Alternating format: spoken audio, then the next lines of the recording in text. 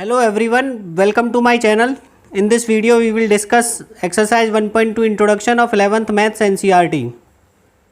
So next 15 to 20 minutes आपका focus video पे और मेरी वॉइस पे होना चाहिए और आई एम श्योर आपके डाउट्स एकदम क्लियर होंगे और आपको बहुत अच्छे से समझ आएगा। तो स्टार्टिंग करते हैं। इंट्रोडक्शन है आपका एम्प्टी सेट, नल सेट या वॉइड सेट। एम्प्टी मीन्स होता है खाली, जैसा उसका नेम है ऐसा ही इसका काम है।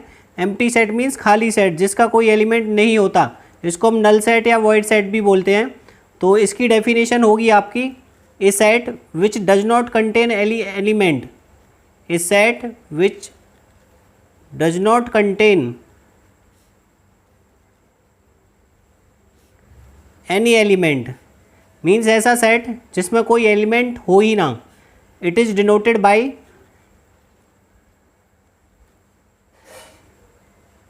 फाई। ये ग्रीक लेटर होता है फाई, इससे हम इसको डिनोट करेंगे या फिर हम इसको डिनोट करेंगे सिंपली ऐसे और अंदर कोई एलिमेंट नहीं लिखेंगे। क्लियर? इस तरह से आप इसको डिनोट नहीं कर सकते, यहाँ पे फाई लिख दें तो यहाँ पे इसका मतलब हो गया कि ग्रीक लेटर जो फाई है ये इसका एलिमेंट हो गया है यहाँ पे। क्लियर? या तो आप इस तरह से डिनोट करेंगे या आप इस तरह से डिनोट करेंगे। इस नोटेशन का मतलब हो गया कि ये आपका सेट है और सेट में एक एलिमेंट है फाई, और फाई अब यहाँ पे क्या है, एलिमेंट है, ना कि यहाँ पे एम्प्टी सेट। तो एम्प्टी सेट को हमेशा डिनोट करते हैं केवल फाई से या फिर इस तरह से इसको अंदर से एम्प्टी छोड़ देंगे। Clear? So this is not the symbol. कभी कभी बच्चे मिस्टेक कर देते हैं तो आपको ध्यान रखना है। तो देखते हैं इसके कुछ एग्जाम्पल्स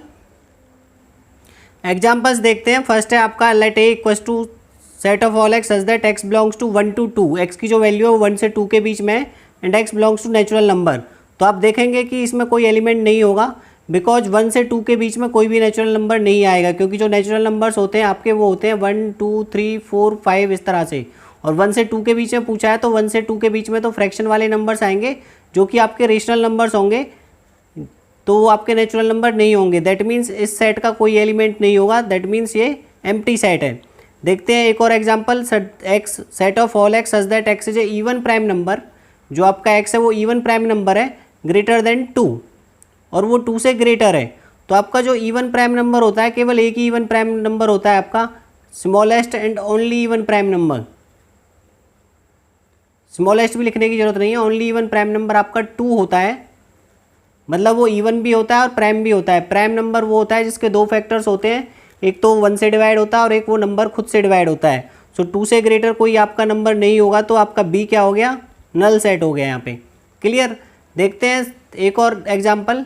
नेक्स्ट एग्जाम्पल है आपका set of all x such that x square equals to 4 means x square की वैल्यू 4 आए और एक्स इक्वल्स टू यहाँ से क्या आएगा +-2।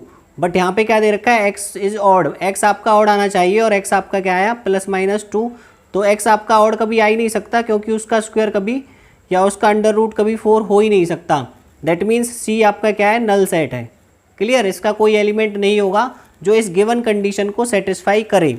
तो ये होता है आपका एम्प्टी सेट, नल या वॉइड सेट। इसके बाद आते हैं नेक्स्ट टॉपिक पे जो है आपका finite and infinite sets. So let's see finite sets. Finite sets आपके क्या होते हैं, जैसा कि नेम है फाइनाइट मीन्स आपको काउंटेबल या डेफिनेट नंबर ऑफ एलिमेंट्स उसमें मिलेंगे। ए सेट विच इज एम्प्टी, या तो वो एम्प्टी है या फिर consist definite number of elements is called finite set.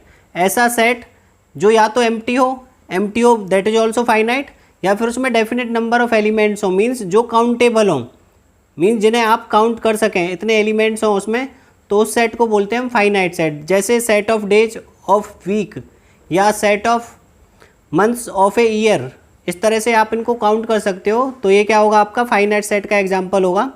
Next देखते हैं infinite set. As the name suggest infinite, that means उसमें जो नंबर ऑफ एलिमेंट्स होंगे वो अनकाउंटेबल होंगे या इनडेफिनिट होंगे। तो a set in which elements are uncountable is known as infinite sets. Clear? So इसका एग्जांपल आप लिख सकते हैं set of natural numbers. Natural numbers आपके क्या होते हैं 1 2 3 4 एंड सो ऑन, ये आपके चलते रहेंगे। तो ये क्या हो गया आपका इनफाइनाइट सेट हो गया। इसी प्रकार set of real numbers, set of real numbers भी क्या होगा आपका इनफाइनाइट सेट होगा, क्योंकि इसमें आप नंबर्स को या एलिमेंट्स को आप काउंट नहीं कर सकते। और इनफाइनाइट सेट का आपको पता होगा लास्ट में आपको 3 डॉट्स लगाने होते हैं, दैट मीन्स ये आपका इन्फिनिटी तक ऐसे ही चलता रहेगा। क्लियर? और बहुत सारे इनफाइनाइट सेट्स इस तरह के होते हैं जिन्हें आप रोस्टर फॉर्म में नहीं लिख सकते। जैसे सेट ऑफ रियल नंबर्स है, इसको आप रोस्टर फॉर्म में नहीं लिख सकते। ये मैंने आपको 1.1 के इंट्रोडक्शन पार्ट में भी बताया था। क्लियर?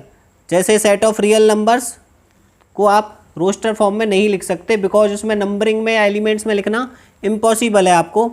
सो अब देखते हैं इसी पे बेस्ड एक एग्जाम्पल।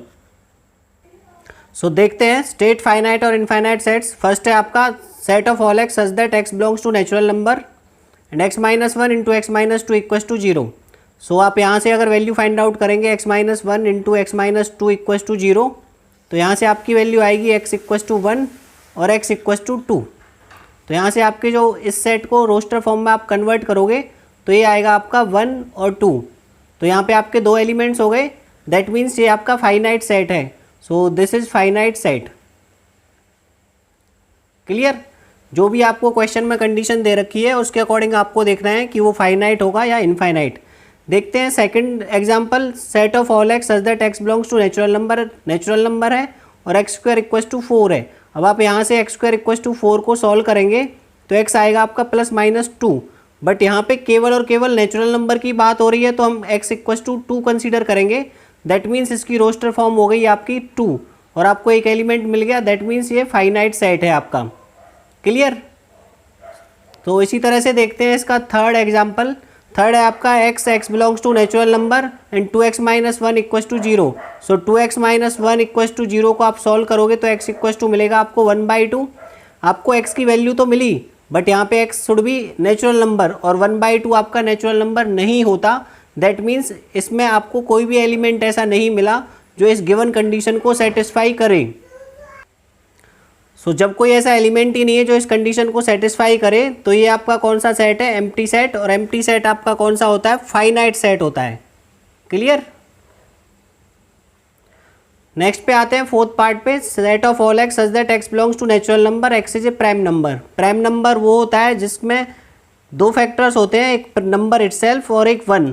तो प्राइम नंबर्स होते हैं आपके 2, 3, 5, 7, 11, 13, इस तरह से आपके infinite number of prime numbers होंगे। दैट मीन्स ये आपका कौन सा सेट हो जाएगा? Infinite set. Clear? Because set of, आप यहाँ पे लिखेंगे set of prime numbers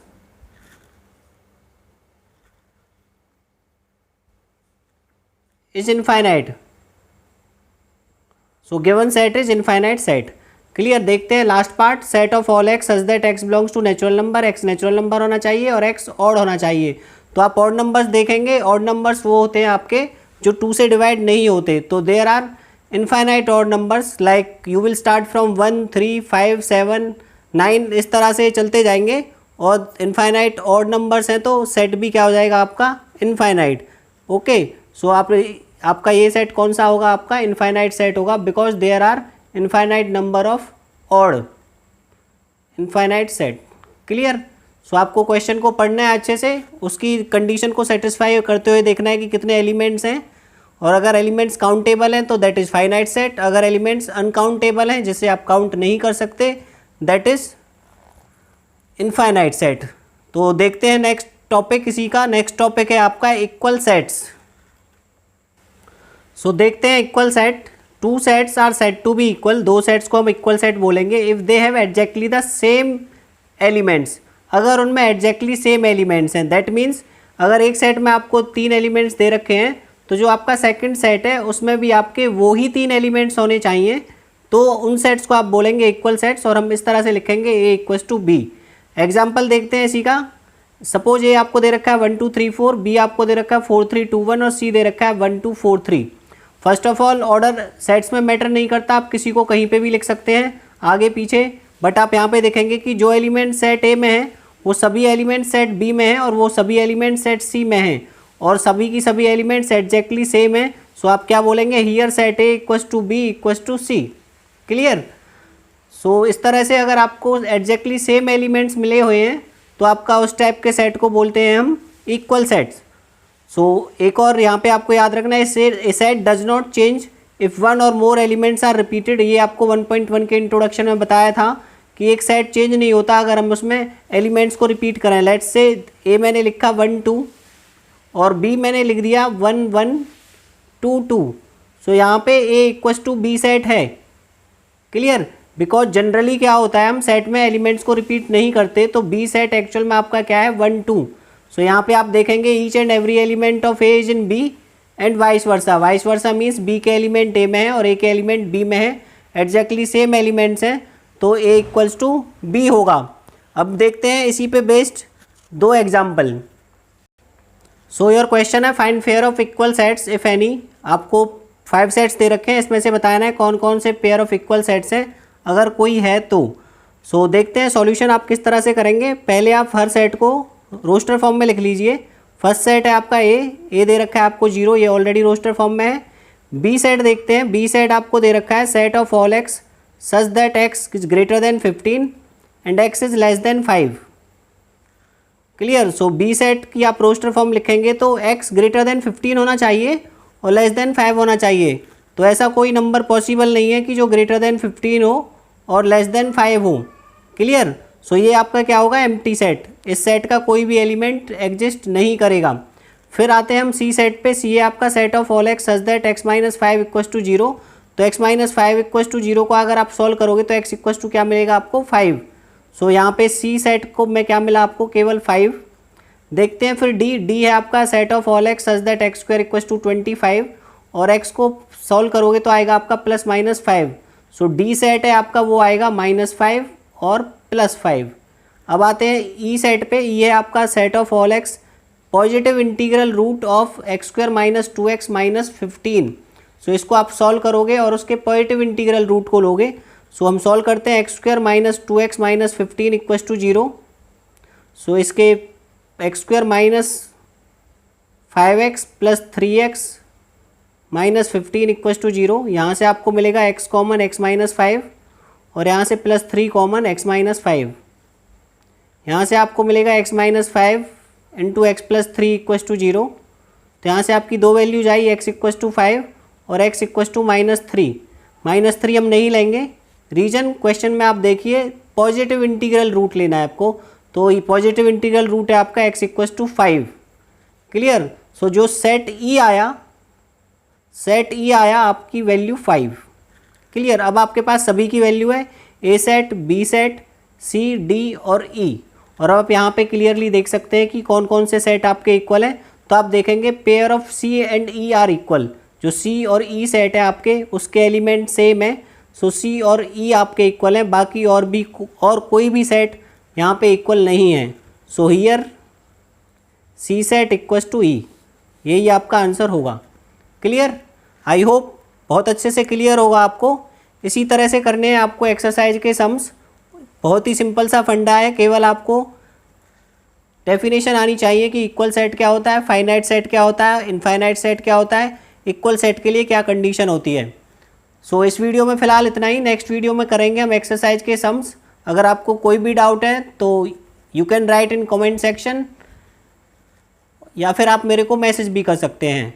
second, आपके जो भी फ्रेंड सर्कल में 11th क्लास में पढ़ते हैं उनके साथ चैनल को ज़रूर शेयर करें, सो दैट उनकी पढ़ाई भी अच्छे से चल सके और कंसेप्ट्स के साथ कर सकें क्वेश्चंस को। So thank you very much, thanks a lot.